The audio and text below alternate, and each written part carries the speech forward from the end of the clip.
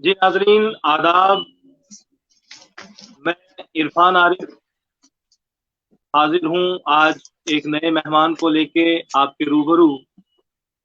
سب سے پہلے تو تاخیر کے لیے معذرت چاہتے ہیں، کیونکہ ٹیکنیکلی کچھ ہر دن پرابلم ہوتی رہتی ہے، اور جس کی وجہ سے آج بھی ہم 20 منٹ دیری سے آپ کے ساتھ جڑ پائے ہیں۔ سب سے پہلے تو میں ناظرین آپ کو بتاتا چلوں کہ آج ہمارے ساتھ اس پروگرام میں بطور مہمان معروف اردو شاعر محترم افتخار راغب صاحب ہیں۔ یوں تو اس وقت وہ قطر میں مقیم ہیں، لیکن ان کا تعلق ہندوستان کے گوپال گنج علاقہ سے ہے، جو بہار میں واقع ہے، اور اردو دنیا بالخصوص شعری دنیا بخوبی انہیں جانتی ہے کہ جنہیں ہم افتخار عالم کہتے ہیں۔ افتخار عالم جو ہے وہ افتخار راغب کے نام سے کس قدر مشہور و معروف ہے۔ پیشے سے یہ ایک انجینئر ہے، لیکن آپ دیکھیے کہ ادب سے ان کا لگاؤ کس قدر ہے کہ اب تک ان کے 5 شعری مجموعے جو ہیں وہ منظر عام پر آ چکے ہیں۔ یہ آپ اپنی کہانی بتائیں گے، لیکن میں آپ کو بتاتا چلوں کہ اب تک جو ان کے 5 شعری مجموعے منظر عام پر آئے ہیں، ان میں لفظوں میں احساس، خیال چہرہ، غزل درخت، یعنی تو، کچھ اور۔ تو نام ہی دیکھیے آپ کہ کتنے خوبصورت، غزل کا شاعر ہی ایسے نام جو ہے وہ رکھ سکتا ہے۔ تو بہرحال سب سے پہلے میں آج کے مہمان محترم افتخار راغب صاحب، آپ کا استقبال کرتا ہوں، آپ کو خوش آمدید کہتا ہوں کہ آپ نے اس مصروف ترین زندگی کے چند لمحات جو ہیں تحریک بقائے اردو کو نوازے، آج آپ ہمارے درمیان ہیں۔ میں آپ کا استقبال کرتا ہوں تحریک کی طرف سے۔ جی بہت شکریہ۔ میں آپ کو اور اب تمام سننے والے احباب کو کی خدمت میں سلام پیش کرتا ہوں۔ السلام علیکم، آداب۔ مجھے لیے بڑی شکریہ۔ خوشی کی بات جیسا کہ موقع دیا ہے۔ جی، جی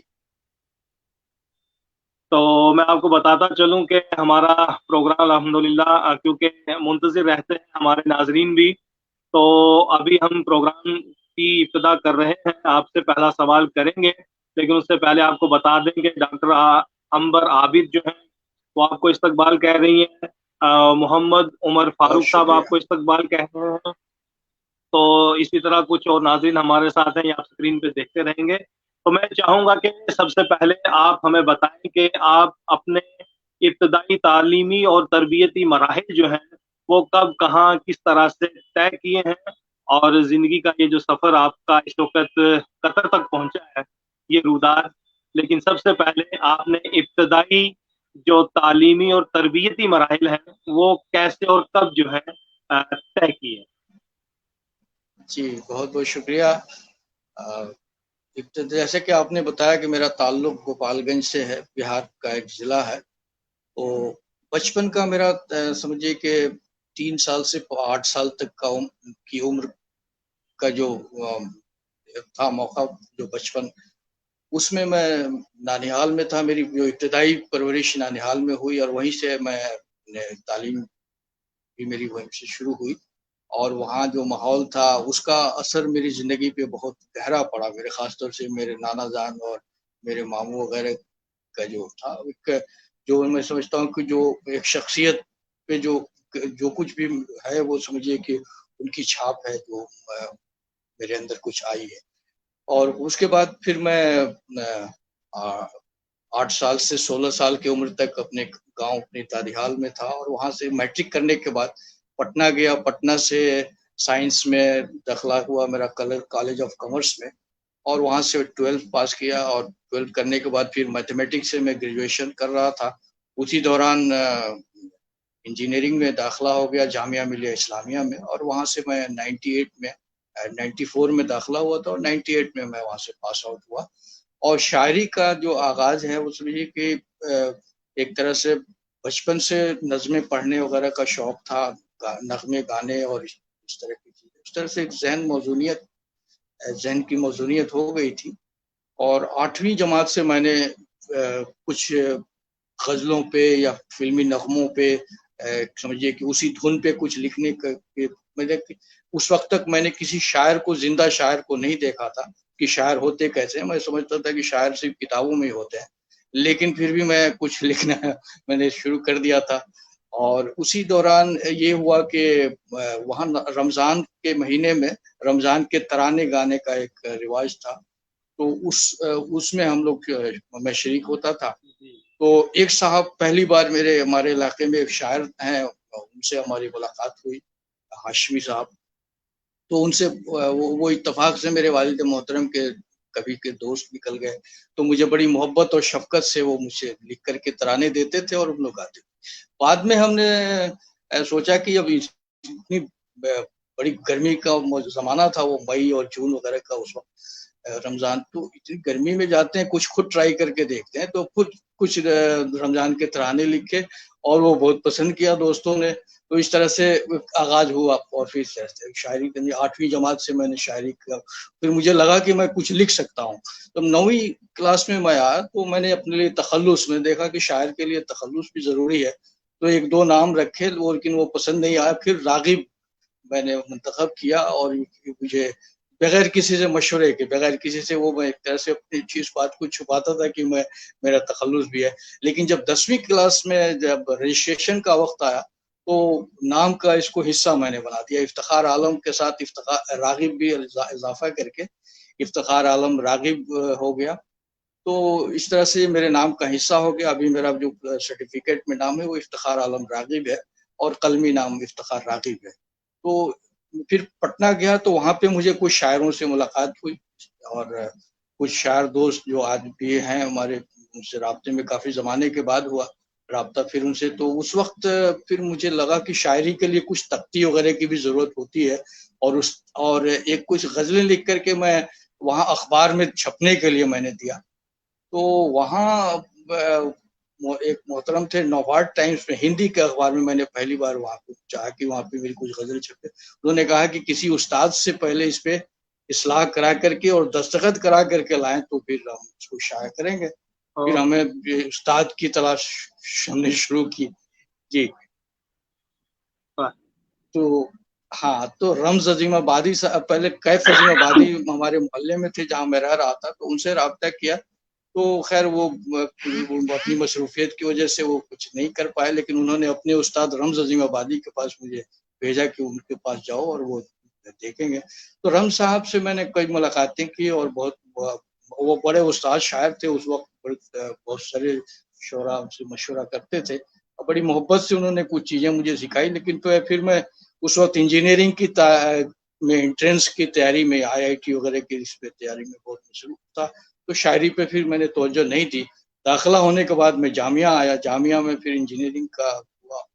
تو اسی دوران 1990 میں میری سب سے پہلی مناجات شائع ہوئی تھی قومی تنظیم پٹنہ کے اخبار میں.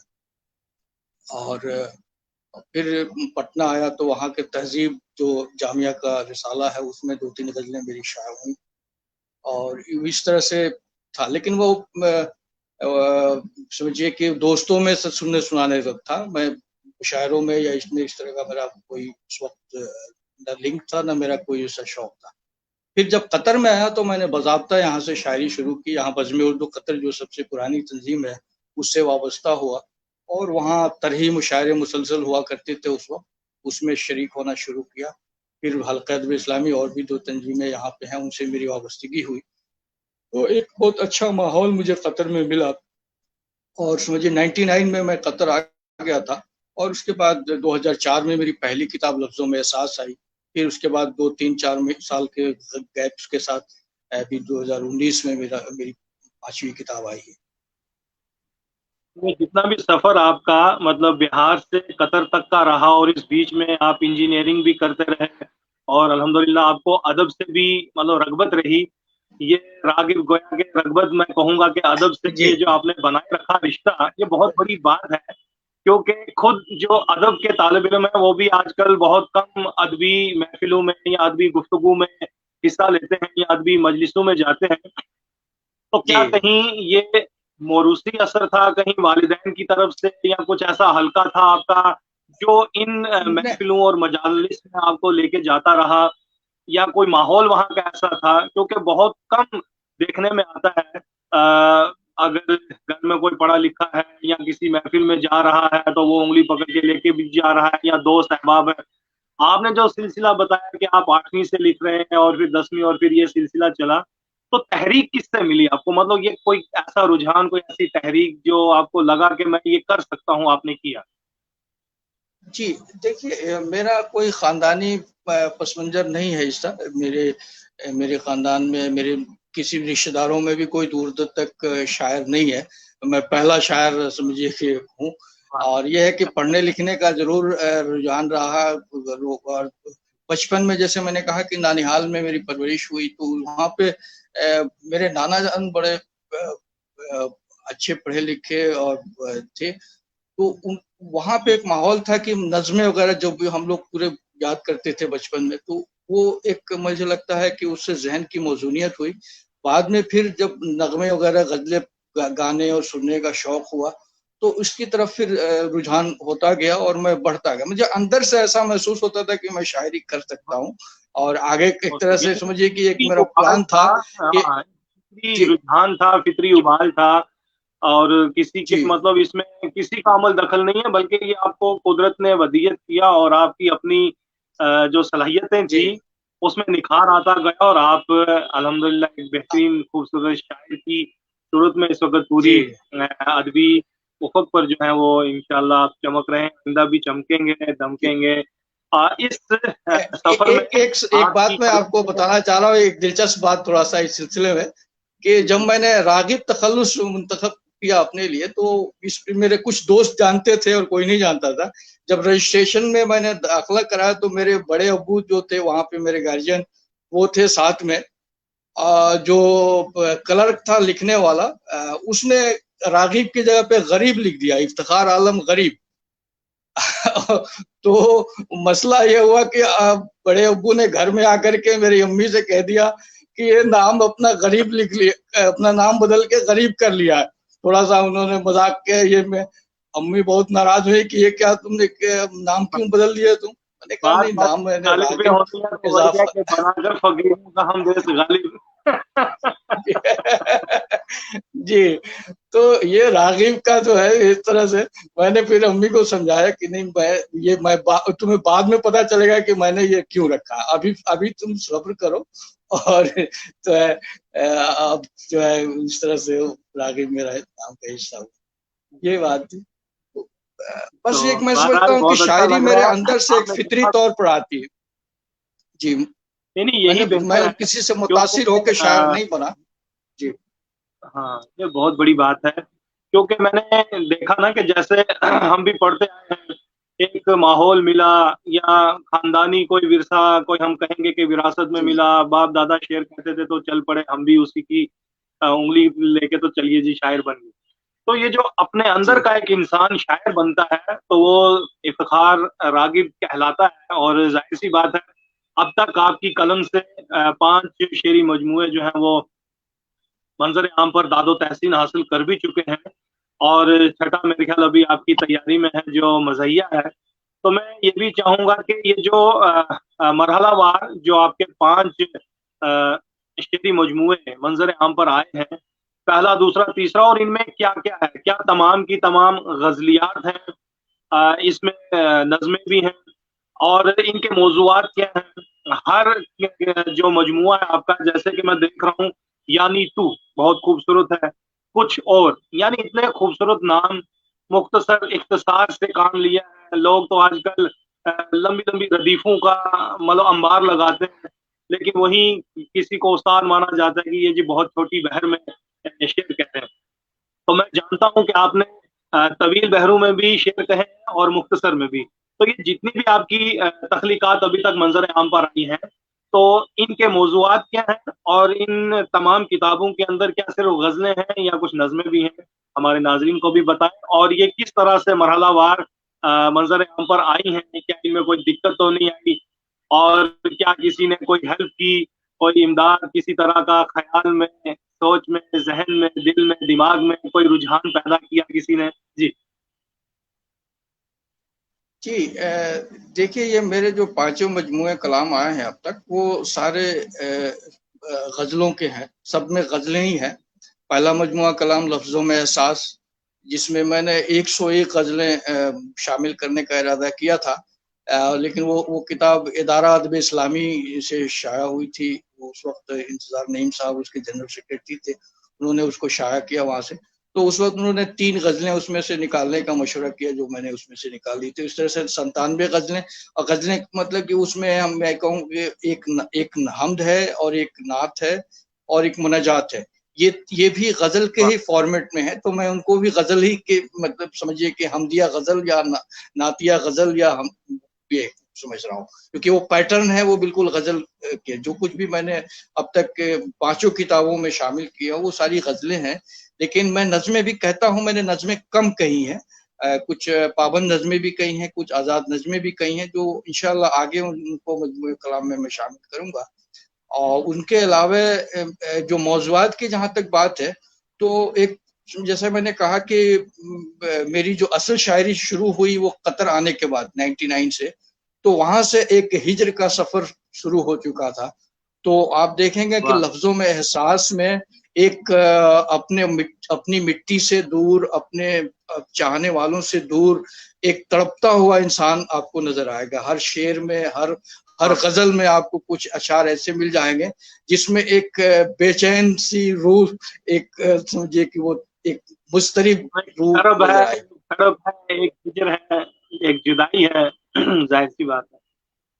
جی، تو وہ سلسلہ چلتا رہا۔ غزل درخت کے بعد، لفظوں میں احساس کے بعد خیال چہرہ میں بھی وہی بات رہی، آگے بھی جو زیادہ کوئی چیزیں خاص مہجری جو خاص احساسات تھے۔ چہرہ تھا جو خیالوں میں آ رہا تھا، معذرت سے مطلب کیونکہ آپ قطر میں ہیں اور یہ کتاب بن رہی ہے، پھر آپ نے نام بھی ویسا ہی ہے، خیال چہرہ، تو کوئی چہرہ جو جی آپ کو یاد آ رہا ہو، چاہے وہ خیر خلیان کا ہو، چاہے وہ گھر کا، کچھ ایسا جو آج آپ بتانا چاہیں تو؟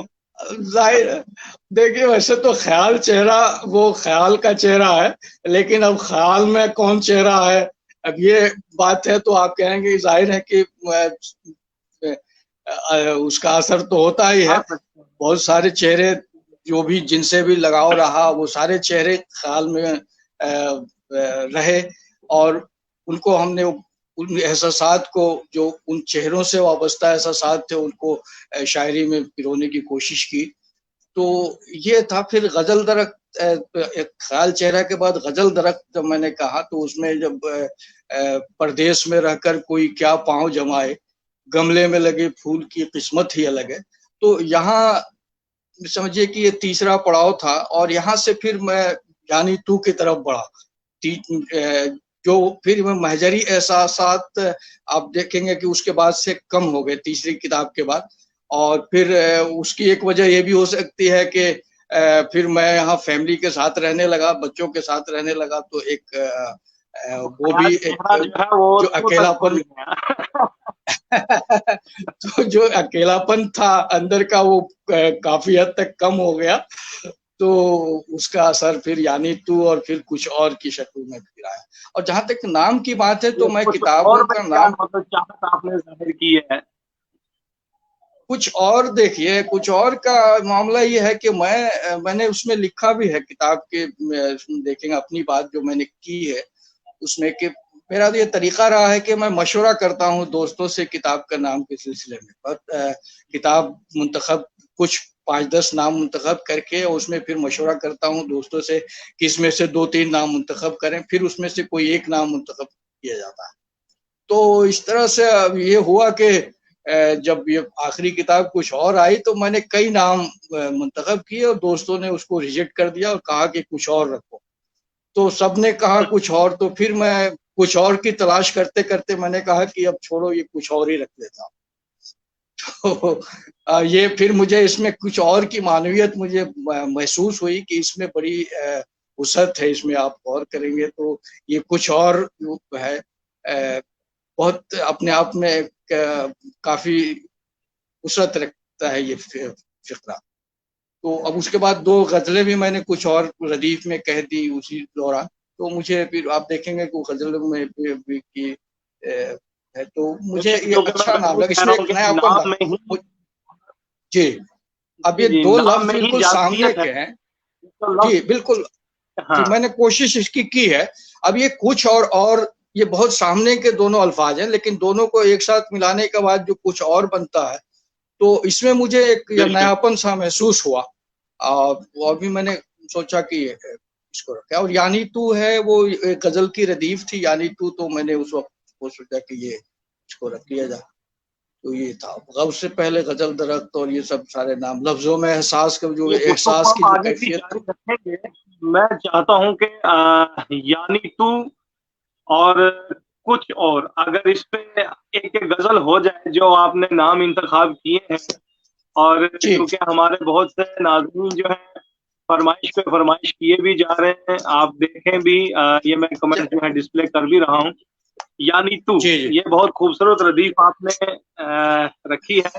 جی ہاں، اور یعنی جی تو کے بعد ہم سنیں گے کچھ اور. چلیے یعنی تو ردیف کی غزل پیش کرتا ہوں کہ پے کرے مہر و جی وفا روح غزل یعنی تو. واہ پے کرے مہر و وفا روح غزل یعنی تو. مل گیا واہ عشق کو ایک حسن محل یعنی تو. واہ مل گیا واہ عشق کو کیا بات ایک حسن محل یعنی تو. شہر واہ خوباں میں کہاں سہل تھا دل پر قابو. شہر ہاں ہاں خوباں میں کہاں سہل تھا دل پر قابو. مضطرب دل کو ہاں ملا صبر کا پھل یعنی تو. واہ واہ مضطرب دل کو واہ ملا صبر کا پھل یعنی تو. غم دل ہو غم جانا کہ غم دوراں ہو. غم دل ہو واہ واہ واہ غم جانا کہ غم دوراں ہو. سب مسائل کا میرے ایک ہی حل یعنی تو. سب مسائل کا میرے ایک ہی حل یعنی تو. یعنی تو واہ کیا بات. گنگناتے ہی جسے بہت شکریہ. گنگناتے ہی جسے روح مچل اٹھتی ہے. گنگناتے ہی واہ جسے روح مچل اٹھتی ہے. میرے لب پر ہے ہمیشہ وہ غزل یعنی تو. واہ میرے واہ لب واہ پر واہ ہے واہ میرے لب ہمیشہ پر وہ غزل یعنی تو. یعنی اور ڈھونڈ کر واہ لاؤں کوئی تجھ سا کہاں سے آخر. ڈھونڈ واہ کر لاؤں واہ کوئی تجھ سا کہاں سے آخر.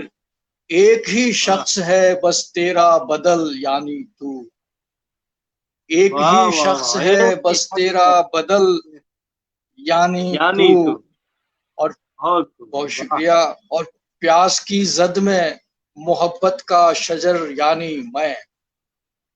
پیاس ہاں کی ہاں زد میں محبت کا شجر یعنی میں. جس پہ برسا واہ نہ کبھی پریت کا جل یعنی تو. جس پہ واہ برسا نہ کبھی پریت کا جل یعنی تو. یعنی اور مقطع ہے کہ قلب راغب میں عجب شان سے ہے جلوہ فگن. قلب راغب میں عجب شان سے ہے جلوہ فگن. دل ربائی کا حسین تاج محل یعنی تو. دل ربائی واہ کا حسین واہ تاج محل یعنی تو. پے کرے مہر و وفا روح غزل یعنی تو. مل گیا عشق کو ایک حسن محل یعنی تو. اور واہ آپ نے آگے دیکھا ہوگا کہ یہ صحافہ غزل جو ہے، یعنی جی مطلع سے مقطع تک جتنے بھی اشعار آپ نے پڑھے ہیں، میں کتنی سپیڈ میں اپنے ناظرین کی واہ واہ جو ہے وہ آپ تک پہنچانے کی کوشش کر رہا تھا، کیونکہ بہت سپیڈ جی میں آپ کے ہر مصرے پہ شعر تو شعر ہے، چاہے وہ صبیحہ سنبل صاحبہ ہوں، اشفاق بٹ صاحب ہوں، نصرت خان قاضی صاحب ہوں، فیاض خان صاحب ہوں، دارک گیری صاحب ہوں، شباب شمسی صاحب ہوں، محمد عمر فاروق صاحب ہوں، انو عباس صاحب ہوں، ڈاکٹر امبر عابد صاحبہ ہوں، مشتاق وانی صاحب ہوں، حمید اللہ خان صاحب ہوں، لگاتار آپ کو خوبصورت داد دی ہے، اور جینون داد ملی ہے، حقیقی داد ملی ہے، دل سے داد ملی ہے، کیونکہ اشعار کے اندر جو آپ نے ردیف کو ان تمام تر میں کہوں گا کہ احساسات اور خیالات سے جوڑ کے یعنی تو کر کے آپ نے پیش کیا ہے کہ تیرا بدل کوئی نہیں سوائے تمہارے، تو یہ بہت بڑی باتیں ہیں، اور میں کہوں گا کہ اسی یعنی تو سے ہم آگے کا سفر طے کرتے ہیں کچھ اور، جی تاکہ یہ کچھ سلسلہ اور تھوڑا اور آگے آپ کو کچھ اور سے پہلے میں چاہوں گا کہ یعنی میں بھی سن لیجئے اسی سلسلے سے کچھ اور بہت کتاب میں جو پہلی غزل ہے وہ یعنی میں ردیف کی ہے. بالکل تو بالکل بالکل ضروری ہے. مطلب عرض کیا ہے کہ میں سب کا شکریہ ادا کرتا ہوں تہ دل سے، جن احباب کا نام آپ نے لیا اور جن کا آپ نے نام نہیں بھی لیا ہوگا ان کا بھی، جنہوں نے حوصلہ افزائی اور داد و تحسین سے نوازا، بہت بہت شکریہ. سب کی خدمت میں یہ یعنی میں ردیف کی غزل پیش کرتا ہوں. دیکھیے کہ خرد گزیدہ جنوں کا شکار یعنی میں، خرد گزیدہ جنوں کا شکار یعنی میں، ملا تھا غم کو بھی ایک غم گسار یعنی میں، ملا تھا غم کو بھی ایک غم گسار یعنی میں، اور محبتیں نہ لٹاتا تو اور کیا کرتا، محبتیں نہ لٹاتا تو اور کیا کرتا، محبتیں نہ لٹاتا تو اور کیا کرتا، وفور شوق کا آئینہ دار یعنی میں، وفور شوق کا آئینہ دار یعنی میں. اور یہ شعر خاص طور سے دیکھیے کہ عظیم چاک پہ تھی انکسار کی مٹی، عظیم چاک پہ تھی انکسار کی مٹی، بنا تھا کودا کوئی شاہکار یعنی میں، بنا تھا کوزا کوئی شاہکار یعنی میں، اور چمک رہا تھا موافق تیری توجہ کے، چمک رہا تھا موافق تیری توجہ کے، خلوص و مہر و وفا کا دیار یعنی میں، خلوص و مہر و وفا کا دیار یعنی میں، اور میرے خدا نہیں تھمتا یہ ظلم کا طوفان، میرے خدا نہیں تھمتا یہ ظلم کا طوفان، اور اس کے سامنے مشت غبار یعنی میں، اور اس کے سامنے مشت غبار یعنی میں، اور ہوئی تھی جب بھی تیرے التفات کی بارش، ہوئی تھی جب بھی تیرے التفات کی بارش، لہک اٹھا تھا تیرا لالا زار یعنی میں، لہک اٹھا تھا تیرا لالا زار یعنی میں، اور زہ نصیب حوادث میں بھی نہیں ٹوٹا، زہ نصیب حوادث میں بھی نہیں ٹوٹا، تیرا غرور تیرا افتخار یعنی میں، تیرا غرور تیرا افتخار یعنی میں. بہت شکریہ. اور ہے مستقل، بہت شکریہ، ہے مستقل میرے سینے میں درد یعنی تو، ہے مستقل میرے سینے میں درد یعنی تو، نہ رہ سکا تیرے دل میں قرار یعنی میں، نہ رہ سکا تیرے دل میں قرار یعنی میں. اور مقطع ہے کہ ہر ایک بات میری کر رہا تھا رد راغب، ہر ایک بات میری کر رہا تھا رد راغب، میرے سخن پہ تھا کوئی سوار یعنی میں، میرے سخن پہ تھا کوئی سوار یعنی میں، خرد گزیدہ جنوں کا شکار یعنی میں، ملا تھا غم کو بھی ایک غم گسار یعنی میں. جی بہت شکریہ. تو کچھ اور ردیف کی غزل پیش کرتا ہوں. جی بالکل. اس میں 2 غزلیں ہیں لیکن ایک غزل میں پیش کرتا ہوں فی الحال. جی. ان سے کہنے کی چاہ تھی کچھ اور، ان سے کہنے کی چاہ تھی کچھ اور، ان سے کہنے کی چاہ تھی کچھ اور، کہہ دیا میں نے آج بھی کچھ اور، کہہ دیا میں نے واہ آج بھی کچھ اور کچھ ہے زبان پر تیری، اور کچھ ہے زبان پر تیری، کہہ رہی ہے تیری ہنسی کچھ اور، کہہ رہی ہے واہ تیری واہ ہنسی کچھ اور دل بناتا ہے اور منصوبہ، دل بناتا واہ ہے اور منصوبہ، پیش کرتی ہے زندگی کچھ اور، پیش کرتی ہے واہ واہ زندگی واہ کچھ واہ، اور۔ پھر سے پڑھیے گا، پھر سے پڑھیے گا۔ بہت شکریہ۔ دل بناتا ہے اور منصوبہ، دل واہ بناتا واہ ہے اور منصوبہ، پیش کرتی واہ ہے زندگی کچھ اور۔ اہل واہ، دانش کا فلسفہ ہے الگ، اہل دانش کا اہل فلسفہ ہے الگ، اہل دل کی ہے آگہی کچھ اور، اہل دل بے کی ہے شک، آگہی کچھ اور۔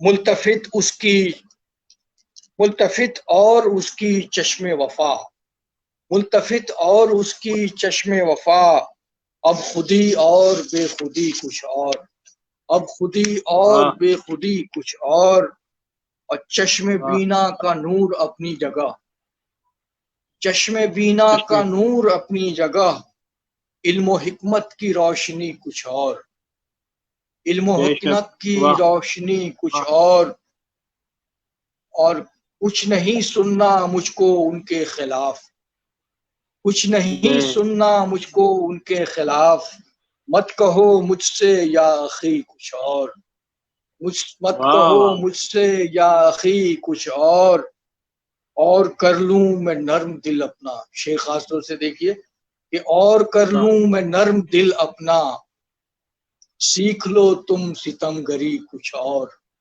سیکھ لو واہ تم واہ، ستم گری کچھ اور اس کی سج بہت دھج بھی ہے قیامت خیز، اس کی ہاں، سج اس دھج کی بھی ہے سجدہ قیامت خیز، محمد، قہر ڈھاتی ہے سادگی کچھ قہر ڈھاتی واہ، ہے سادگی کچھ کم نہ ہو تاب اضطراب کبھی، کم نہ ہو تاب کم، اضطراب کبھی، چاہیے دل کو بے کلی کچھ چاہیے دل کو واہ بے کلی کچھ اور مقطع واہ، کیا ہے کہ کب سناؤں انہیں غزل راغب، کب کب سناؤ، سناؤں انہیں غزل راغب، جانے کب آئے پختگی کچھ جانے کب واہ، آئے پختگی کچھ ان سے کہنے بہت کی خوب، چاہ تھی کچھ کہہ دیا میں نے آج بھی کچھ بہت بہت شکریہ۔ واہ، بہت ہی خوبصورت کلام ہے، اور اس کلام کو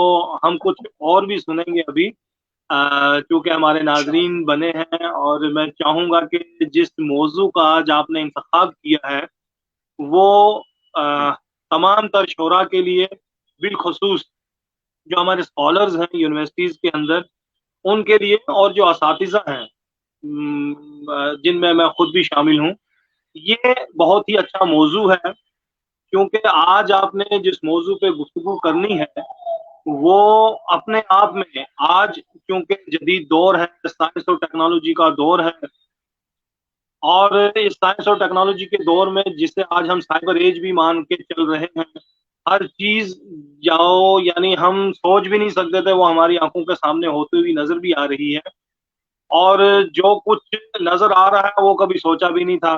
تو یہ تمام تر چیزیں جو پہلو بدلتے جا رہے ہیں وقت اور حالات کے ساتھ، ہمارے شاعر ادیب جو نبرد آزما ہے، ان تمام تر جی چیزوں کو مد نظر رکھتے ہوئے جس موضوع کا آج آپ نے انتخاب کیا ہے، یقین جانیے بہت دقیق ہے، اس میں فلسفہ ہے، اس میں ریاضت ہے، بہت محنت کرنی پڑی ہوگی آپ کو بھی الحمدللہ۔ تو میں چاہوں گا، کیونکہ غالب جیسے شخص کو آپ نے چنا ہے، جس کو تو سمجھنے کے لیے ہی اب ظاہر سی بات ہے کہ بہت سی کتابوں کا نچوڑ حاصل کرنا پڑتا ہے، تب جا کے کہیں ہم غالب کو سمجھ پاتے ہیں۔ تو اس غالب جیسے شخص سے بات کرنا، اور وہ بھی اس انداز سے کہ ان کی شعری جتنی بھی کائنات ہے اس کے اندر آپ نے سائنسی نکات کو ابھارنا ہے، یا ان کے تمام تر جو اشعار آپ نے آج منتخب کیے ہوں گے ان کے اندر سائنس کو آپ نے ڈھونڈنا ہے. تو کیونکہ غالب وہ شخص ہے جس پہ شمس الرحمان فاروقی ہو، گوپی چند نارنگ ہو، عبد الرحمان بجنوری ہو، اسلوب انصاری ہو، حامدی کشمیری ہو، وہاب کیسر صاحب ہوں، انہیں میں سے آج ایک شخص افتخار راغب بھی شمار ہوں گے، کیونکہ غالب پہ بات کرنا بہت بڑی بات ہے. تو میں چاہوں گا کہ جہاں عبد الرحمان صاحب جیسے شخص کہتے ہیں کہ بھائی دو ہی مقدس کتابیں ہیں، یا تو وید ہے یا دیوان غالب ہے، تو اس دیوان غالب میں آپ نے سائنسی نکات کو ابھارنا ہے.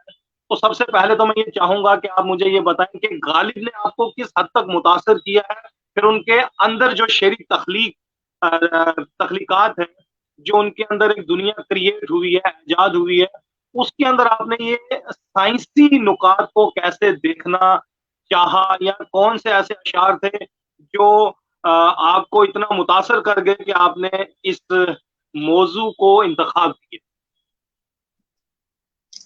دیکھیے کہ غالب پر سائنس کے حوالے سے جو گفتگو ہے یہ کوئی نئی چیز بالکل نہیں ہے.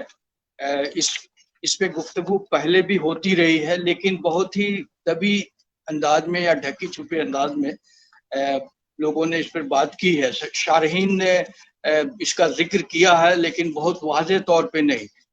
میں جب طالب علم تھا جامعہ میں، جب میں مطالعہ کر رہا تھا، ان دنوں میرے ہمارے بہار سے تعلق بلکہ سیوان سے ہی ہیں، اور اتفاق سے وہ میرے رشتے دار بھی ہیں، محمد مستقیم صاحب. وہ میری نانی اور میری دادی کے وہ پھوپھی بھائی ہوتے ہیں، ابھی بھی وہ حیات ہیں وہ، اور بہت اچھے بڑے اسکالر ہیں. ان کی کئی کتابیں ہیں، اور غالب پر ان کی کتاب اس وقت وہ ترتیب دے رہے تھے. ان کی کتاب آئی تھی 99 میں غالباً، غالب ایک سائنسدان. تو وہ جو ہے غالب کو مستقیم صاحب ایک سائنسدان کی طرح دیکھتے ہیں. حالانکہ یہ بہت زیادہ بڑی بڑھائی ہوئی بات ہے، کافی زیادہ سائنسدان تو نہیں کہہ سکتے سائنس کا علم رکھنے والا، لیکن انہوں نے اس کو اس انداز سے دیکھا. تو اس چیز نے مجھے بہت متاثر کیا، اور میں نے وہ کتاب پڑھی. پھر اس کے بعد ان کی 2-4-5 سال کے بعد، میرے خیال سے 2004 میں ان کی دوسری کتاب آئی، غالب کی نئی دنیا. تو اس میں بھی انہوں نے غالب اسی حوالے سے انہوں نے بات کی ہے، جس میں غالب کے سائنسی اشعار میں وہ بہت ڈیپ چلے جاتے ہیں، اس میں بات کرتے ہیں. بلکہ انہوں نے اپنی کتاب میں غالب کے اشعار کا انگلش میں منظوم ترجمہ کیا ہے، اور سائنسی نقطہ نظر سے کیا ہے. جو سائنسی نکات، کچھ اشعار فارسی کے بھی اور کچھ غزلیں اردو کے بھی، پوری کی پوری غزل میں بھی انہوں نے سائنس کے نقطے کو بیان کیا ہے، اور بہت دلچسپ انداز میں. تو وہ اس چیز نے مجھے متاثر کیا اس طرف.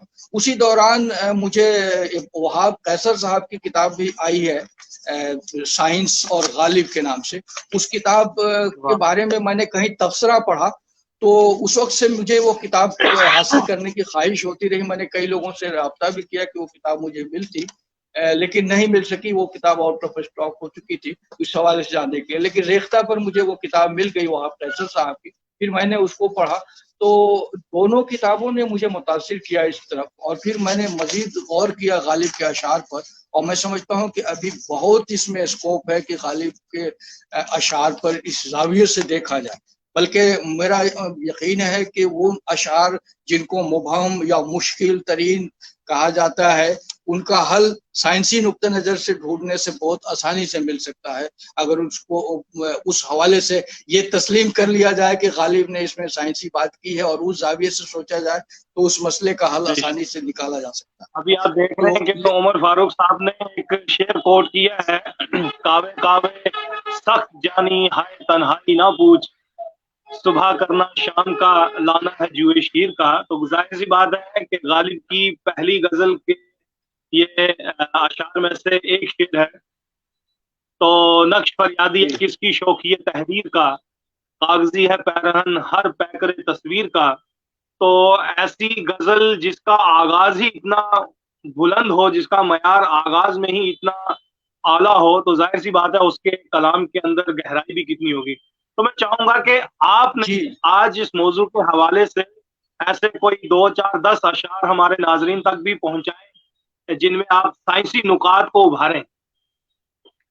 جی ابھی دیکھیے آپ نے پہلی غزل کا ذکر کیا ہے، حالانکہ میری گفتگو میں نے اس کو شامل نہیں کیا تھا، لیکن اس کا چونکہ آپ نے تذکرہ کیا تو میں ایک بات کی طرف اشارہ کرنا چاہوں گا کہ اس میں ایک شعر ہے جو مدعا عنقا ہے میرے عالم تقریر کا.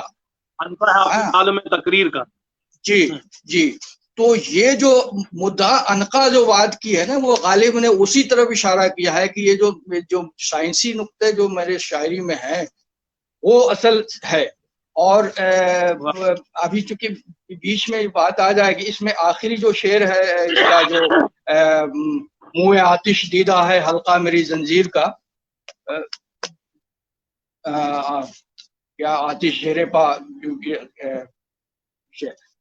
تو یہ دو شعر جو اس غزل کے ہیں وہ سائنس کی طرف اشارہ کرتے ہیں. اس پر میں بات کر سکتا ہوں آگے، لیکن ابھی جو میں آپ کے سامنے ایک شعر غالب کا پیش کرتا ہوں کہ دیکھیے کہ اس چشم فسوں گر کا اگر پاوے اشارہ، اس چشم فسوں گر کا اگر پاوے اشارہ، طوطی کی طرح آئینہ گفتار میں آوے.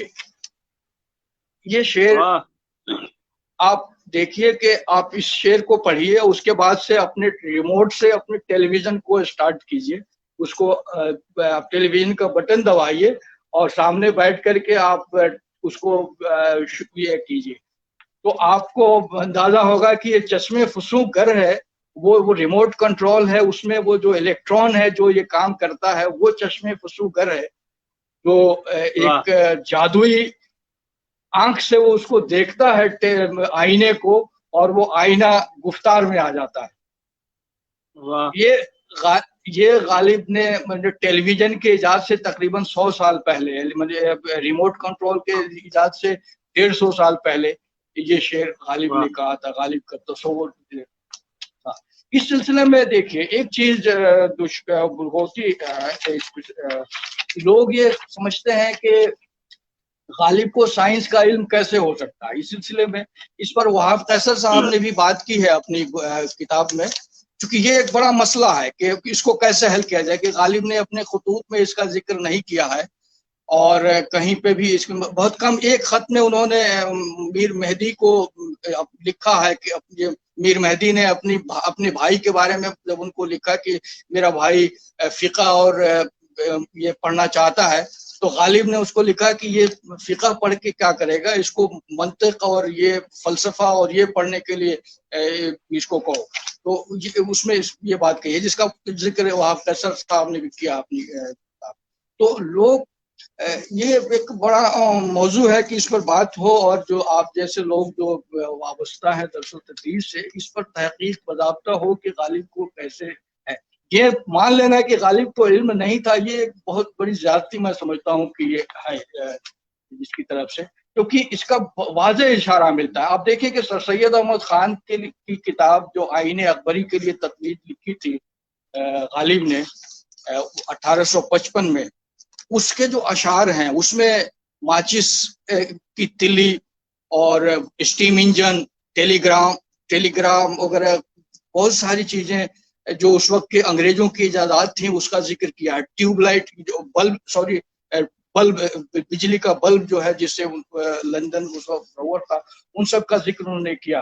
اور اس کی تو یہ سب چیزیں اپنی 1855 کی بات ہے. غالب اس وقت یہ باتیں کر رہا ہے کہ سر سید کو نصیحت کر رہا ہے کہ یہ آئین اکبری کی ضرورت نہیں ہے، بلکہ اس علوم کی ضرورت ہے جو یہ انگریز جس کو لے کر کے آج پوری دنیا پہ آگے بڑھے جا رہے ہیں. تو یہ اس سلسلے میں یعنی کہ اس وقت جو برٹن تھا یا یورپ تھا یا انگلینڈ کہہ لیں کہ وہ سائنس کا ایک طرح سے مرکز بن چکا تھا، وہاں بہت ساری ایجادات ہو رہی تھی. 1830 میں مائیکل فیراڈے نے اپنی ایجاد کی جہاں سے الیکٹران کا کنسپٹ سامنے آیا، اور 1805 میں ایٹم کی ایجاد ہو چکی ہے. ایٹم کو ایجاد کیا جا سکتا تھا 1805 میں، غالب جو 7-8 سال کے ہوں گے. تو اس کے بعد سے یہ پورا ایک دور ہے، اس میں یہ سمجھ لینا کہ اور جہاں غالب کا جو قیام تھا وہ دلی میں تھا. دلی میں انگریز تھے، بہت سارے انگریزوں سے غالب کی دوستی تھی، مستقیم صاحب نے اپنی کتاب میں ذکر کیا ہے کہ ایک ماسٹر رام چندر تھے جو سائنس پڑھاتے تھے دہلی کالج میں، ان سے ان کی غالب کی بہت گہری دوستی تھی ماسٹر رام چندر سے.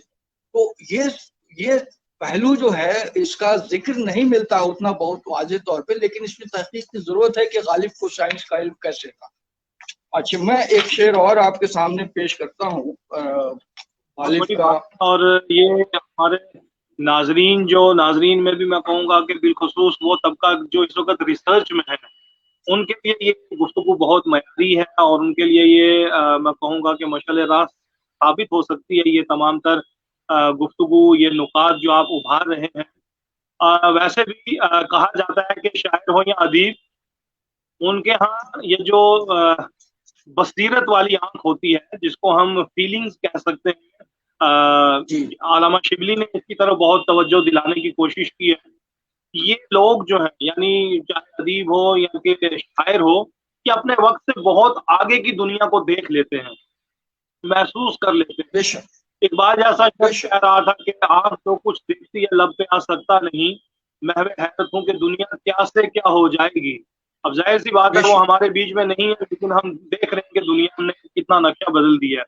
تو غالب تو ان سے بھی ذہین ترین مانے جاتے تھے، اور یہ تمام تر جو ادیب ہیں، وہ شاعر ہیں یا ہمارے نقاد ہیں، تو بہت ہی اچھے فلسفے کو آپ بیان کر رہے ہیں. تو میں چاہوں گا کہ ایک دو اشعار اور آپ اسی طرح کے، جن میں یہ ذرات کی بات، ابھی ایٹم کی آپ نے بات کی، تو ظاہر سی بات ہے ایٹم غالب کی شاعری میں بہت استعمال ہوا ہے. جی، غالب کی شاعری میں ذرہ کا استعمال بہت ملے گا آپ کو. ذرہ دیکھیں گے، ذرہ کو ہی کرتے ہیں. ایک شعر آپ کو میں پیش کرتا ہوں، دو شعر دیکھیے، اور ایٹم کی جو معلومات ہے اس کو ذہن میں رکھیے. ایٹم بم کے حوالے سے آپ غور سے سوچ لیجیے. ایٹم کی تو بہت ساری خصوصیات ہیں، لیکن ایٹم زیادہ معروف ایٹم بم کی وجہ سے ہے، جو عام آدمی میں تو جس کو سمجھا جا سکتا ہے. تو اب منتظر شوق قیامت نہیں غالب، اب منتظر شوق قیامت نہیں غالب، دنیا کے ہر ایک ذرے میں ایک حشر بپا ہے. دنیا کے ہر ایک ذرے میں ایک حشر بپا ہے. اور اب آپ یہاں دیکھیے کہ اب منتظر شوق قیامت نہیں غالب، اب غالب قیامت کے شوق کا منتظر نہیں ہے، کیونکہ دنیا کے ہر ذرے میں ایک حشر بپا ہے، یا حشر برپا کرنے کی طاقت موجود ہے، اور وہ ہے ایٹم. غالب اس وقت کہہ رہے ہیں جو ایٹم کا، آپ دیکھیں آگے کہہ رہے ہیں کہ کچھ نہ کی اپنے جنون نارسا نے ورنہ یاں، کچھ نہ کی اپنے جنون نارسا نے ورنہ یاں، ذرہ ذرہ رو کشے خورشید عالم تاب تھا. اب یہ جو ذرہ ذرہ رو کشے خورشید عالم تاب کہہ رہے ہیں، آپ دیکھیے کہ یہاں کا ہر ذرہ خورشید عالم تاب کے مقابل ہونے کے لائق ہے. یہ ایٹم کی بات ہو. اب اس میں اب اچھا دیکھیں، آپ کو میں دو شعر سنا رہا ہوں کہ جس کا تشریح سائنس کے حوالے سے ہی ممکن ہو سکتی ہے، اور غیر سائنسی انداز میں سوچیں گے تو صحیح مفہوم تک نہیں پہنچ سکتے. شعر ہے کہ متقابل ہے مقابل میرا. اب آپ دیکھتے ہوں گے کہ ریلیٹیو ویلوسٹی اسپیڈ یا ویلوسٹی کہہ لیں کہ وہ ایک تقابلی شے ہے، تقابلی چیز ہے. اس کو ہم جو بیٹھے جیسے پلین میں بیٹھے ہوئے جو لوگ ہیں، ایک دوسرے کو دیکھیں تو سب رکے ہوئے معلوم ہوتے ہیں. جب وہ کھڑکی سے باہر جھانکتے ہیں تب ان کو پتہ چلتا ہے کہ وہ سفر میں ہے، کر رہا ہے. ہم دوسری چیزوں، یعنی کہ ہم ایک رکی ہوئی چیز پہ بیٹھ کر کے ہم دوسری چیز کو دیکھیں گے تو ہمیں معلوم ہوا کہ وہ چیز چل رہی ہے. اگر دونوں ایک ہی اسپیڈ سے ایک ہی سمت میں چلے تو دونوں ایک دوسرے کے لیے رکی ہوئی معلوم ہوگی، ہے نا. یہ دونوں یہ ریلیٹیو ویلوسٹی، کیونکہ دونوں ایک دوسرے کے مقابلے میں، کیونکہ دونوں ایک ہی اسپیڈ سے چل رہی ہیں تو دونوں ایک دوسرے کے لیے رکی ہوئی لگیں گی. غالب نے دیکھیے اس چیز کو کس طرح سے کہا ہے کہ متقابل ہے مقابل میرا، متقابل ہے مقابل میرا، رک گئی دیکھ روانی میری. واہ. اب اب یہاں پہ آپ جب تک ریلیٹو ویلوسٹی کے کنسپٹ کو نہیں سمجھ رہے ہیں تو اس شعر کا مفہوم سمجھ میں نہیں آئے گا کہ رک گئی دیکھ روانی میری. یہ جب متقابل میرا مقابل وہ متقابل ہے، بالکل برابر فاصلے پر ہے، آمنے سامنے ہے، کام ہے، تو اب جو ہے میری روانی رک گئی ہے، میں بھی رک گیا ہوں، وہ بھی رک گیا، دونوں ایک دوسرے کے لیے رکے ہوئے، حالانکہ دونوں چل رہے ہیں. ایک شعر میں کہہ رہے ہیں کہ ہر قدم دوری منزل ہے نمایاں مجھ سے، ہر قدم دوری منزل ہے نمایاں مجھ سے، میری رفتار سے بھاگے ہے بیاباں مجھ سے. اب یہاں دیکھیے اس کی تشریحیں ہو سکتی ہیں، جی اس کی کئی تشریحیں ہو سکتی ہیں، لیکن سائنسی نقطہ نظر سے جو میں نے اپنے ریلیٹو ویلوسٹی کی بات کی آپ کو کہ تقابلی جو اسپیڈ ہے اس کے حوالے سے، کہ جب ہم ہر قدم دوری منزل ہے، منزل سے دوری جو ہے ہر قدم پر بالکل نمایاں ہے، واضح ہے، ایک فکسڈ ہے. کیوں کہ میری رفتار سے بھاگے ہے بیاباں مجھ سے. منزل یہاں پہ بیاباں میری منزل ہے، اور میں جس رفتار سے چل رہا ہوں اسی رفتار سے بیاباں بھی چل رہا ہے، تو دونوں کے درمیان کا جو فاصلہ ہے وہ بالکل رکا ہوا. اب ایک مفہوم یہ بھی ہو سکتا ہے کہ میری رفتار ایسی ہے کہ جس کے خوف سے بیاباں بھاگ رہا ہے. وہ غالب کے شعر کی وسعت ہے کہ اس کے اور بھی کئی مفہوم نکالے جا سکتے ہیں، لیکن ایک مفہوم یہ ہے جو میں نے ابھی آپ کو سامنے رکھا. تو یہ اس طرح کی بہت ساری چیزیں ہیں. غالب نے دیکھیے کہ ہے تمنا کا، ان کا یہ شعر ہے کہ ہے کہاں تمنا کا دوسرا قدم یارب، جی بالکل، کو ایک نقشے پا پایا، ایک نقشے پا پایا. جی یہ جو شعر ہے، اس شعر کی تشریح سائنسی نقطہ نظر سے ہی ممکن ہو سکتی ہے. باقی جتنے بھی میں نے یہ کتاب چاہوں گا کہ آپ تھوڑی سی روشنی ڈالیں اس شعر پہ بھی، تھوڑی سی روشنی ڈالیں. اس میں دیکھیے ابھی ہے کہاں تمنا کا دوسرا قدم یارب، یہاں پہ ایک ہے کہاں تمنا کا دوسرا قدم یارب، ہم نے دشت امکان کو ایک نقش پا پایا. اب یہاں پہ دشت امکان بہت اہم لفظ ہے جس پہ غور کرنے کی ضرورت ہے. دشت امکان، امکان کا دشت، تو امکان کا دشت کیا ہے؟ وہ سمجھ لیجئے کہ ground of possibility, world of possibility, ممکنات کی دنیا ہے نا، ممکنات کی دنیا، جو کچھ بھی ممکن ہے وہ دنیا ہے نا. لیکن جو شاعر کا جو تخیل ہے وہ اس دنیا سے آگے ہے، ممکنات سے. ہماری جو تمنائیں جو ہیں وہ ممکنات سے باہر بھی ہیں، یعنی ہم تمنا ایسی چیز کی بھی کرتے ہیں جو ممکن نہیں ہے، یعنی وہ دشت امکان سے باہر ہے. تو یہ جو بات ہے اس میں کہ ہم نے جی دشت امکان کو ایک نقشے پا کہہ رہے ہیں کہ یہ جو کچھ بھی ورلڈ آف پاسبلٹی ہے وہ ایک نقشے پا ہے. تو یہ جو دوسرا جو نقشے پا ہے، یعنی کہ وہ میری تمنا کا جو دوسرا نقشے پا ہے جو ناممکنات میں ہے، جو ممکن نہیں ہے، ابھی وہ ہے. دنیا بہت سی ہے جس کو دیکھنا باقی ہے. جی ہاں بالکل. تو اب میں یہ کہنا یہ چاہ رہا ہوں کہ جو سائنسدان ہوتے ہیں وہ ممکنات، وہ جو تمنا کے دوسرے قدم میں قدم رکھتے ہیں، یعنی کہ وہ دشت امکان کو وسیع کرتے ہیں. آپ ایک چیز جو دریافت نہیں ہوئی ہے، ایک چیز جو ابھی وجود میں نہیں ہے، سائنسدان اس چیز کو وجود میں لاتے ہیں جو چیز ممکن، یعنی کہ آپ سمجھیے کہ اڑنا جہاز کی ایجاد سے پہلے ناممکن میں سے تھا. کوئی سوچ بھی نہیں سکتا تھا کہ اڑ کے کوئی جا سکتا ہے ایک جگہ سے دوسری جگہ. کوئی اس ایک طرح سے اس کو پاگل سمجھتا ہے کہ کوئی یہ کہے کہ میں اڑ کے یہاں سے آ گیا. لیکن جہاز نہیں تھا، لیکن آج جب ہم جہاز کا سفر کرتے ہیں زمین سے اوپر اڑتے ہی ایک نئی دنیا میں چلے جاتے ہیں جہاں ہمیں آسمان نیچے نظر آتا ہے، ہم خود اوپر ہوتے ہیں. تو یہ بھی ایک میں کہوں گا کہ شاعر کا ہی ایک تصور تھا، تخیل تھا. جی جی جی وہ تو میں یہ کہہ رہا تھا کہ جو جہاز کی ایجاد سے پہلے یہ ناممکن بات تھی کہ انسان اڑ سکتا ہے، لیکن سائنسدانوں نے اس کو ممکن، اس کو دشت इम्कान के अंदर शामिल कर दिया, ला दिया, अंदर यानी कि दश्ते इम्कान को वसी कर दिया और दश्ते इम्कान के दायरे को बढ़ा दिया और ये हमारे दश्ते इम्कान के अंदर आ गए। तो ये जो साइंसदान, जो गालिब का जो तखय्युल है, कहाँ तमन्ना का दूसरा कदम यारब। अच्छा, यहाँ पे यारब का लफ्ज भी बहुत अहम है। वो कह रहा है कि ये मैंने कि उससे जो है गालिब का रब से ताल्लुक को भी ये शेर दिखाता है कि वो कि रब के इल्म में है, हमारी तमन्नाओं का जो दूसरा कदम है वो रब के इल्म में है, वही जानता है। और हम दश्ते इम्कान तो हम सिर्फ जो कुछ भी पॉसिबिलिटी है वो जी हम देख रहे हैं।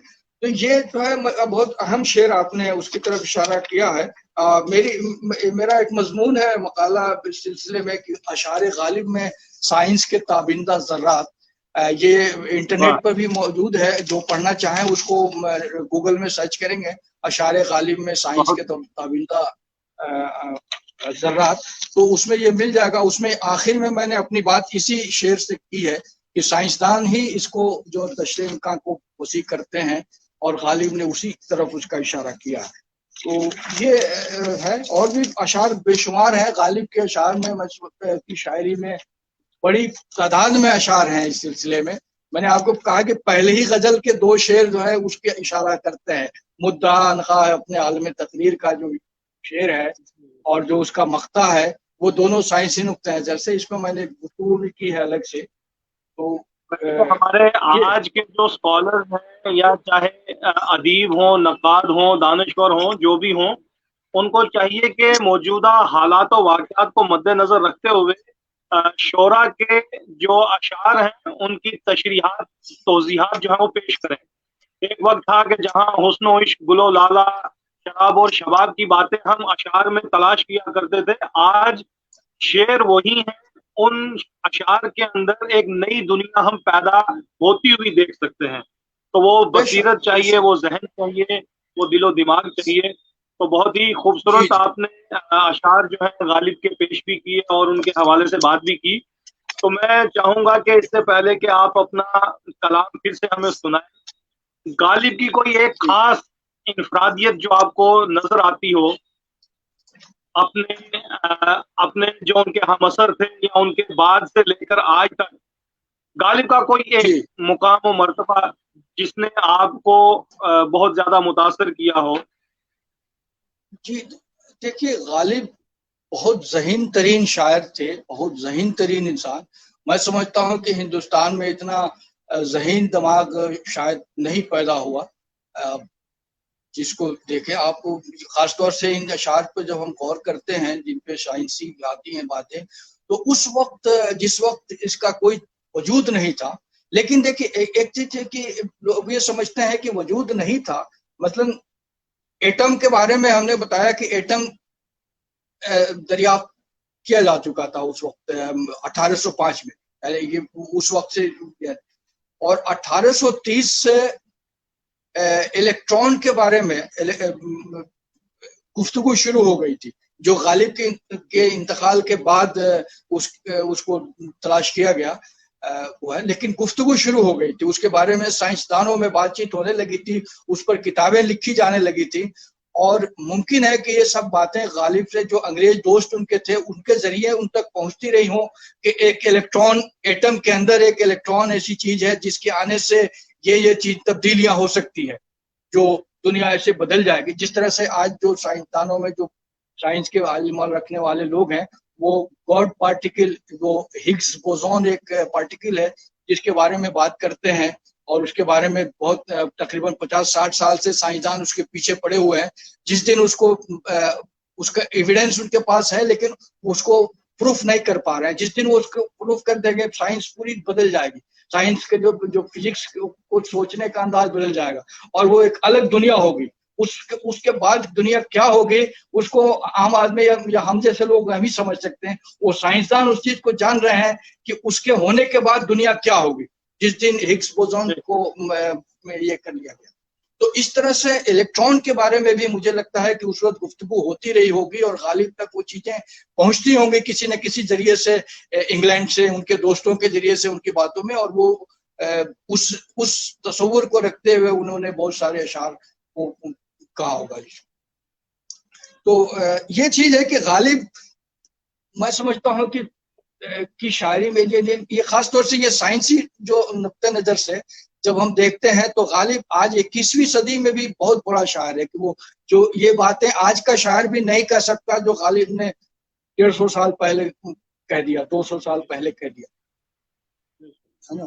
تو یہ ایسا شاعر شاید ہی کسی زبان میں دنیا میں ہو جو اتنی آگے تک کی باتیں کہتا ہو، جس نے کہی ہو، یا جس کی شاعری میں امکانات موجود ہوں. کہ غزل کی شاعری اپنے آپ میں، غزل جو ہے، غزل کا ایک شعر ایک پوری کائنات اپنے اندر رکھتا ہے. دوسری شاعری میں، دوسری زبانوں کی شاعری میں یہ خصوصیت نہیں ہے کہ اس کے ایک دو مصروں میں وہ ایسی کوئی بات کہہ سکے. ان کے پاس پوری نظم ہوگی، پوری بڑی بڑی باتیں کہیں گے، اس میں وہ باتیں ہوں گی. تو یہ غزل کی خصوصیت ہے، اور پھر اس غزل کو غالب نے بہت ہی بلندی تک پہنچا دیا، غالب کے تخیل نے، غالب کے تصور نے. تو یہ چیز ہے کہ غالب کے بارے میں بات کرنا بہت مشکل ہے.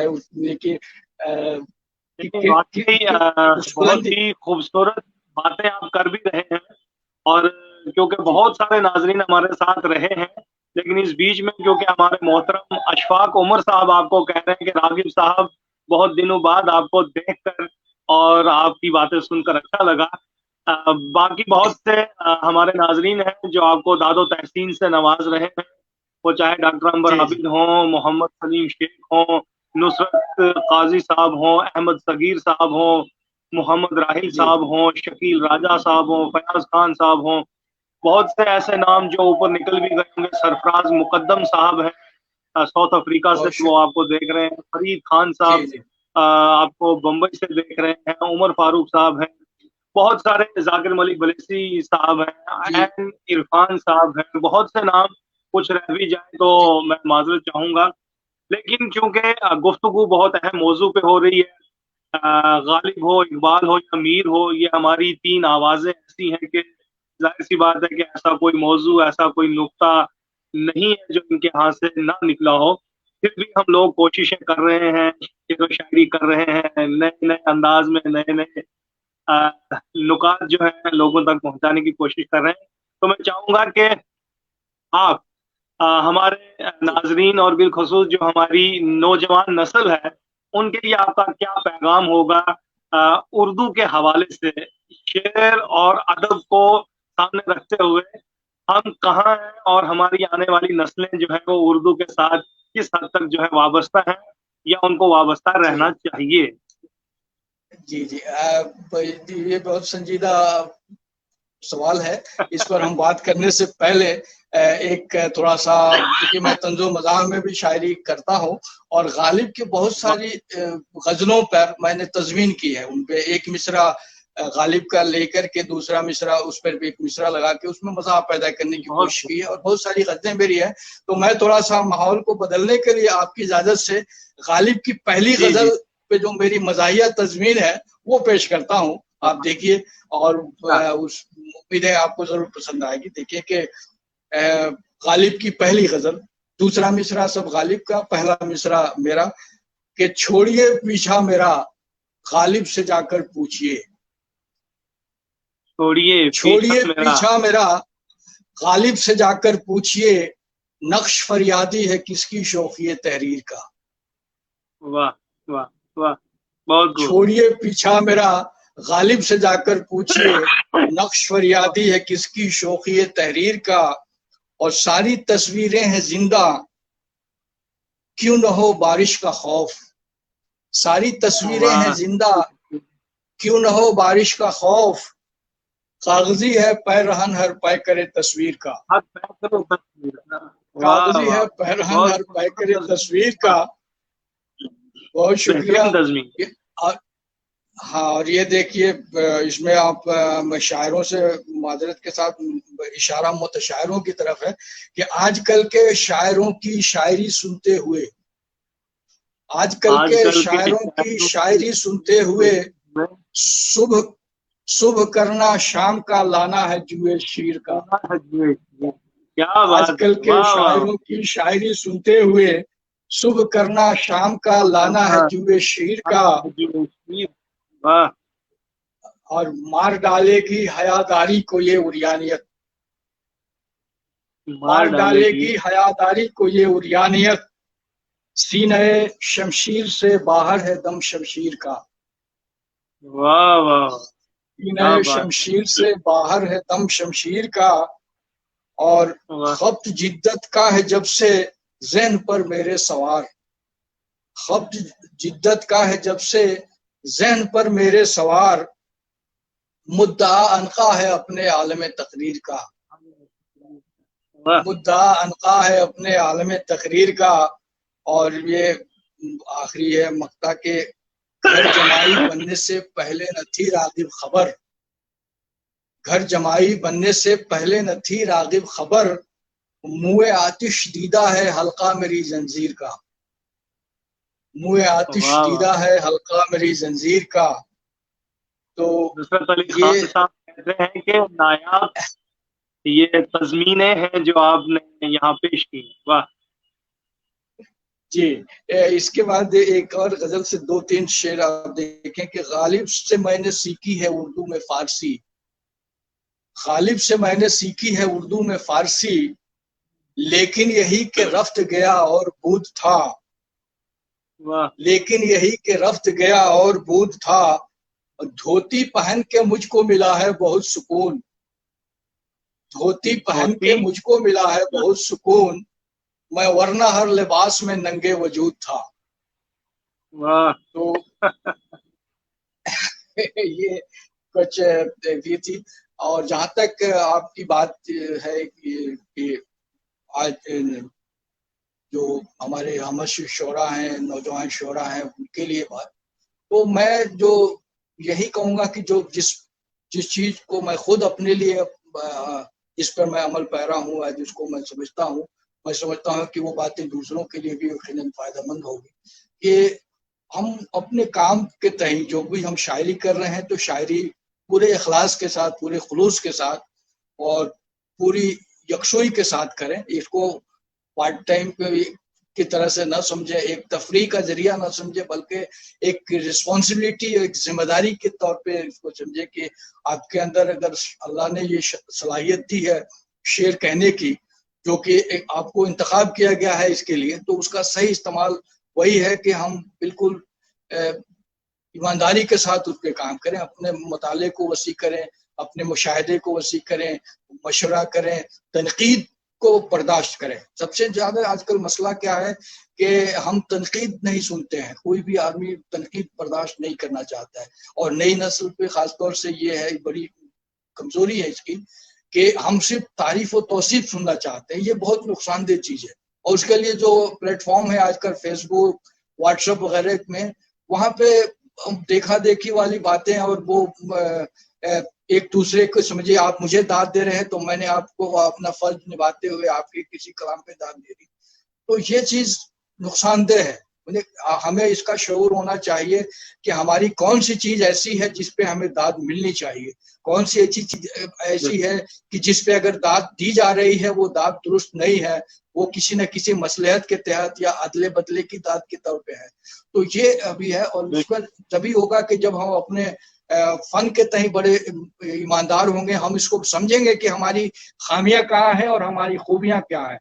جب ہم اپنی خامیوں اور خوبیوں پر نظر ڈالیں گے تو پھر وہ ایک تنقیدی شعور پیدا ہوگا، اور ہمیں تنقیدی شعور پیدا کرنے کی ضرورت ہے، تنقیدی ماحول کو پیدا کرنے کی ضرورت ہے کہ ایک دوسرے پہ تنقید ہو، اور اخلاص کے ساتھ مثبت تنقید ہو، اور اس کو اسی انداز سے لیا جائے، پازیٹیو وے میں اس کو لیا جائے، اس کو منفی طور پہ نہ سمجھا جائے، بلکہ اس کو ایک، میں سوچتا ہوں کہ میرے کسی بھی شعر پر، بلکہ ایک مصرے پر بھی اگر کوئی کسی طرح کی تنقید کرتا ہے یا اور اس میں مجھے واقعی کوئی کمی نظر آتی ہے تو میں اس کو اپنا انتہائی مخلص سمجھتا ہوں، میں اس کا شکر گزار ہوتا ہوں، اس کا احسان مند اپنے آپ کو سمجھتا ہوں کہ اس نے میری توجہ اس کی طرف دلائی، اور میں نے اس وجہ سے، بعض اوقات ایسا بھی ہوتا ہے، بلکہ میں دوستوں سے بھی پوچھتا ہوں کہ اس میں کون کون سا شعر کمزور ہے، مجھے یہ بتاؤ، تو کمزور شعر، اچھا شعر مجھے پتا ہے کہ اس میں کون سا شعر اچھا ہے، وہ مجھے معلوم ہے، کون سا شعر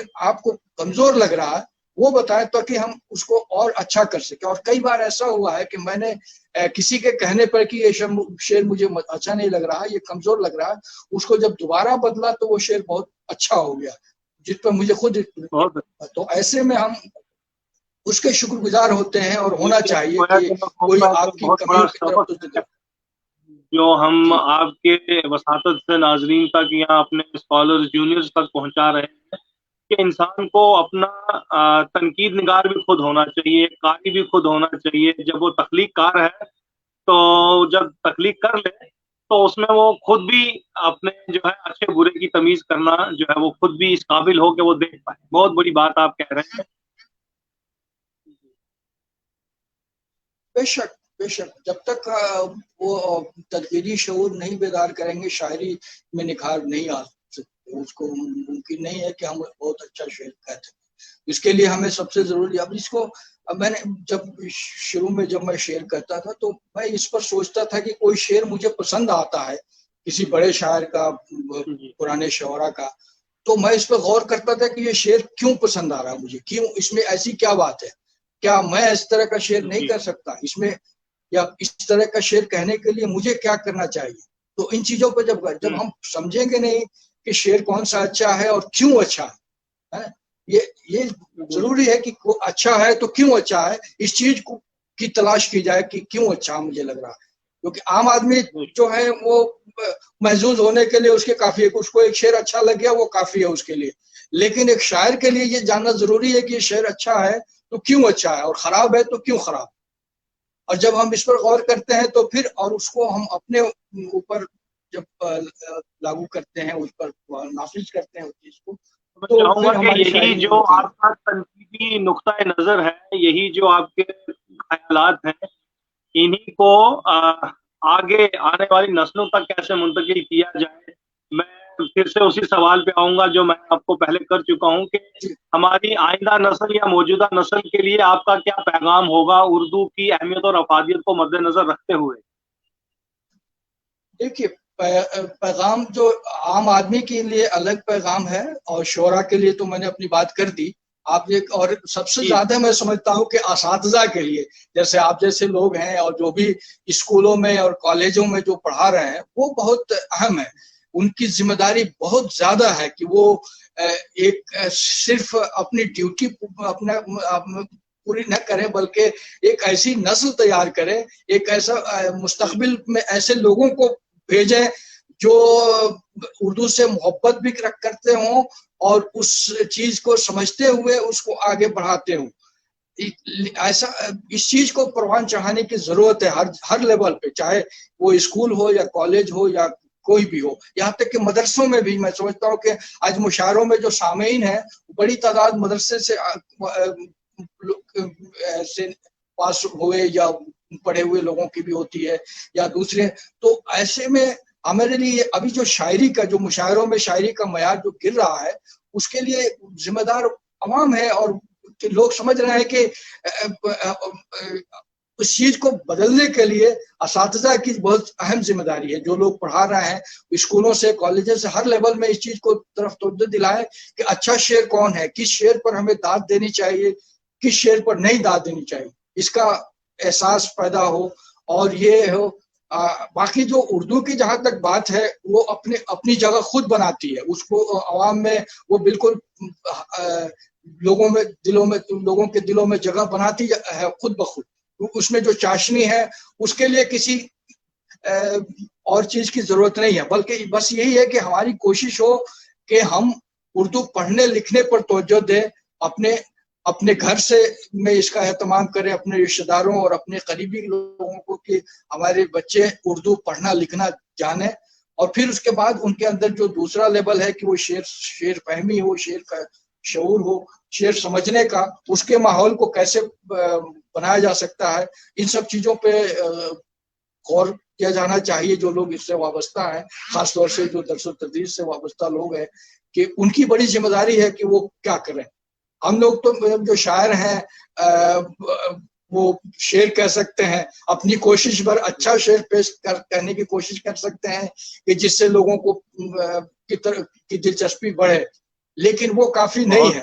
وہ جی بہت ہی دلچسپ اور خوبصورت میں کہوں گا کہ علمی ادبی باتیں آپ نے کی.